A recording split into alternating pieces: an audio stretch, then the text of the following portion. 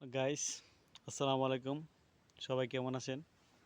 আশা করি সবাই ভালো আছেন। আপনার দোয়াতে আমি ভালো আছি। আমি এখন আসছি বাড়িতে। এই যে ঝর্ণার পানি, এখানে ঝর্ণার পানি, এটা ইন্ডিয়া থেকে নদী আসছে। এই নদী আমাদের বাংলাদেশ বয়ে গেছে শুধু বর্ডারে। ঠিক আছে, আমি আপনাদেরকে দেখাচ্ছি, আপনার লাইনে থাকেন। এই দেখেন বালু উঠাইছে লোকজনে, গাং থেকে বালু উঠাইছে আর কি, বিক্রি করার জন্য। ইন্ডিয়ান থেকে যে গাংটা আসছে, আমি নদী বলি আর কি, গাং বলি, সেটাই। এই গাঙ্গের পানিটা দেখাইলাম।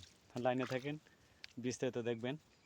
আশা করি ভিডিওটা ভালো লাগলে শেয়ার, কপি, লিঙ্ক, লাইক করে দিবেন।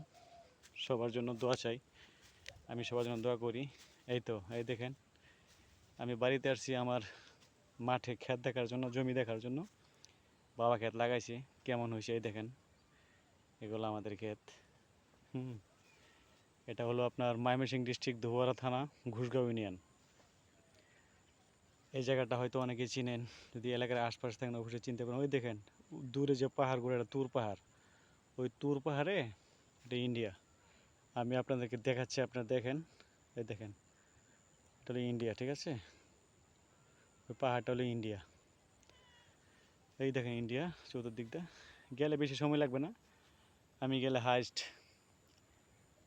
5-7 মিনিট লাগবে ইন্ডিয়া বর্ডার গেলে। এই যে ইন্ডিয়ান বর্ডার।